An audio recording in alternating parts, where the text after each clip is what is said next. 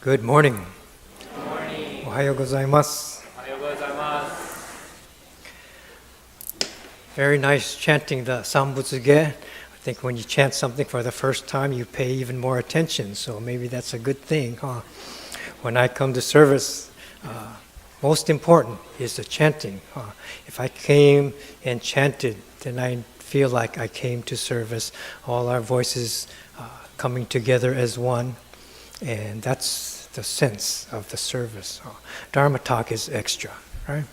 Second, number two, chanting is first, and all the voices sounded so nice today. Reverend Keith did a nice job here. So today, we're all full of pancakes after the wonderful breakfast by the Cub Scout Pack 50. Nice to see all the families helping, all the scouts helping out there. There's a few of us that have gone to the FBWA conference in Bellevue, Washington, so missing today. Many of us don't want to leave town because we have baseball playoffs, football games, all going on at the same time. It's a busy time with days getting shorter, but more and more things to do. The Dharma school's in full swing. Basketball teams are working hard. Scouting program is going on. Metta Padma classes begin tomorrow. Japanese language school is in its fourth week already. Next week, we have our Eitai Kyo service. Dr. Tetsuo Uno is coming to town. All of our temples throughout BCA are just rolling right now. Not all of us will go to each of these events and programs, but we're able to see how the temple helps us to recognize our connections to our own families, to our Sangha, to the community. We're also able to see how we're connected to the Northern California district, to all the temples of BCA, all of Honganji, all the world, and to life itself. Buddhism helps us to recognize this interconnected reality and our place in it. This is very valuable. Please join me in Gassho.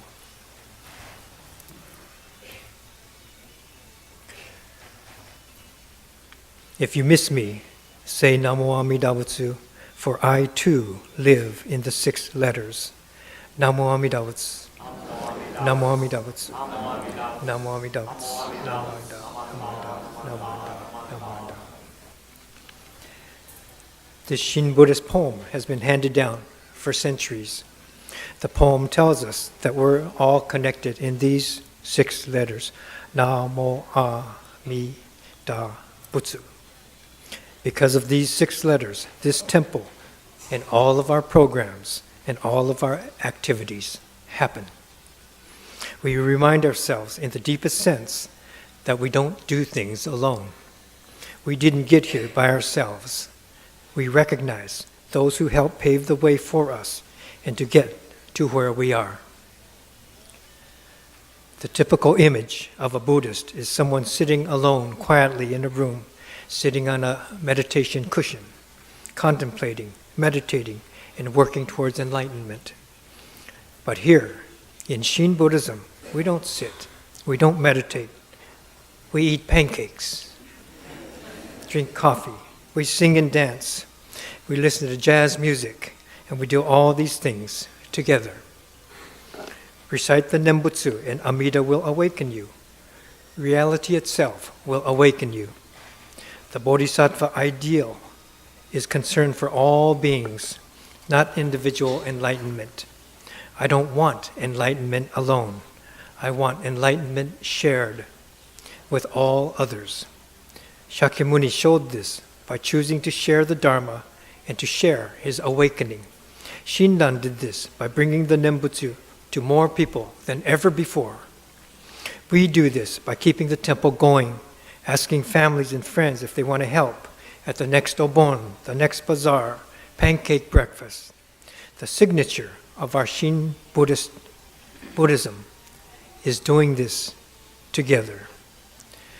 Today I have 3 separate stories of doing it together. First story from Dr. Jeff Wilson. He teaches Buddhism in Canada. He's new to Shin Buddhism and wrote about his experience in coming in touch with these Nembutsu teachings.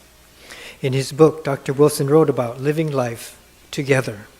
He wrote, "Togetherness is perhaps the one word that moves me most about our Shin Buddhist tradition. It is expressed in the canonical stories as the desire to be born together with all beings, people, bugs, critters, whales, and so on, in Amida's realm. We don't just seek our own enlightenment. We're only fully happy when we can be born together with all others. No one is left behind by Amida. No one is left out." Dr. Wilson then wrote of his time in Japan when he was able to visit Honen Shonin's temple, Chionji in Kyoto, Japan. He said they have the world's largest onenju there. Onenju, the world's largest onenju. It has these huge wooden beads that are threaded with rope, and it sits around the inside of the worship hall. Giant onenju, okay?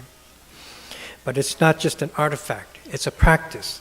On the 15th day of each month, lay members and priests sit together around the room holding this giant onenju. So each person has one bead, like holding a soccer ball in your lap. And they chant the Nembutsu 1,000,000 times. I don't know who counts. So Dr. Wilson wrote, "I was very stirred by this giant Nenju and the 1,000,000 Nembutsu practice, because to me it expresses the deep feeling of Pure Land Buddhism. Everyone, monk and lay, gathers with one another and holds on to the Nenju. Thus they are all equal, all connected. The Nenju is a huge circle, so there's no beginning, no end to the Nembutsu and the people who embody it. No one higher, no one lower. Although they each have an individual encounter with the Buddha, they are expressing a wish to be born together. Thus, even as they sort out their own awakening, they acknowledge the importance of the community and the relationships that they hold, doing it together."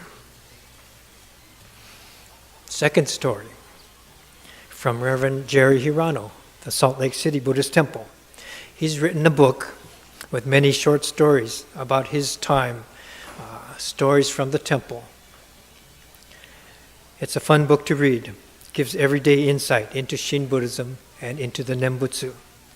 The title of the book, maybe many of you have it or have read some of it, Teriyaki Priest, Tales from the Realm of Gratitude. In his first chapter, he describes this nightmare that he had.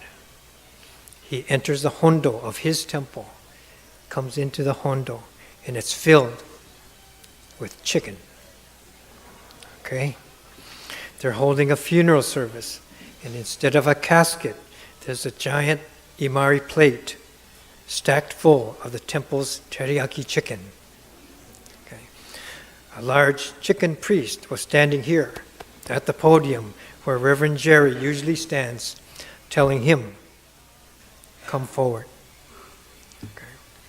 Are you ready to hear what the chicken told him? The chicken were angry. Reverend Jerry didn't know what might happen next. Sweat was pouring down his head. One of the chickens stepped forward to speak.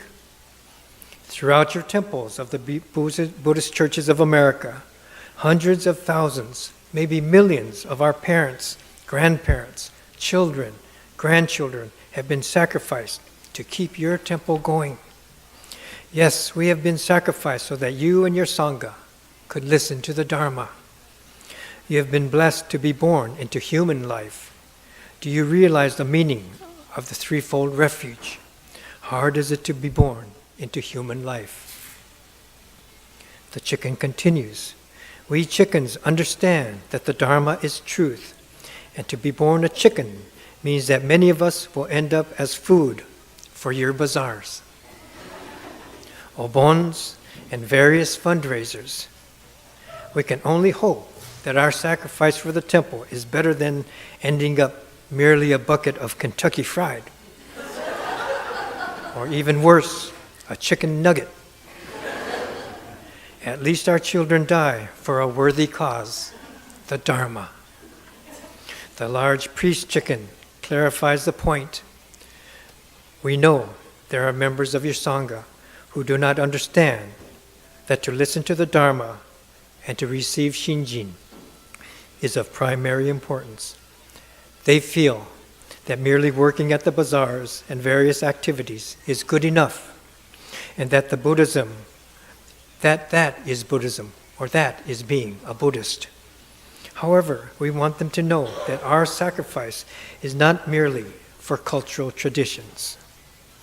For example, Obon is not a folk tradition. It is an opportunity to hear the Dharma. We do not want to die for a folk tradition. We are not sacrificing our lives just for you to have a good time. We give our lives in gratitude for you humans to have the opportunity to hear the Dharma. Listen, please listen. That's all we ask. Reverend Jerry shares his dream, his nightmare, to remind us that there's a direction and a purpose for doing it together. Final story. Final story is about Sylvester Williams, pro football player. He started his NFL career as a rookie defensive tackle for the Denver Broncos. When he was in high school, he didn't play much sports. He didn't care for high school. Study was not a strength. And he only played 1 year in high school. He only started 1 game in football. When he was done with school, he went to work on a muffler assembly line for 18-wheeler trucks. He stuck pipes onto a muffler body for 8 hours a day, never sitting down from nighttime until the sun came up for $400 a week. He was thinking, that's good enough for his life. Then one day, a basketball coach from the high school came by with 2 tickets to a college football game to see one of their school graduates play. They got to go into the locker room and meet some of the other players. So Sylvester tagged along with his coach, and they went to see this game, met the players, wandered around, said hello in the locker room. Sylvester looked around, noticing that he's just as big as most of these guys. During the long, quiet ride home, he finally told the coach, I want to go to school. Sylvester went on to a community college, got in shape, and played football. He made 52 tackles in 1 season and got noticed a bit. When a major college recruiter came to his home to talk, they sat on the floor because there were no chairs. The recruiter asked him to share some of the good times of your life. So Sylvester told him that when he was 12 years old, his father got a shack by the river, and the family worked on it together for 6 months. They stripped the paint, replaced broken windows, getting it ready to live there. Then 1 week before they were going to move in, the shack burnt down. Then later, his father got a car that didn't run, sitting up on blocks. They worked on it together every weekend, trying to get it going. Finally, they got this car running, and then the car got stolen. Sylvester said that these were the best times of his life because his family did them together. Sylvester isn't Buddhist, but he does know about doing it together. The Nembutsu teachings bring to our attention the commonality of life shared. We become aware of the interconnection of all of life. As we do, we also become deeply appreciative of our own lives and our opportunity to share the depth of our brief time together. From Shakyamuni Buddha to Honen to Shinran to the Buddhist Churches of America to the Northern California District to the Sacramento Betsuin, to all of us, to Dr. Jeff Wilson in Canada, Reverend Jerry Hirano in Salt Lake City, to Sylvester Williams playing pro football in Denver, Colorado, we can see the connections very clearly, life handed down and shared.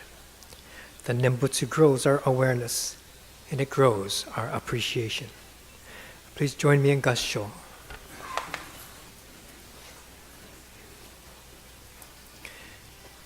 If you miss me, say Namo Amida Butsu, for I too live in the 6 letters. Namo Amida Butsu. Namo Amida Butsu. Namo Amida Butsu. Namanda. Namanda. Thank you.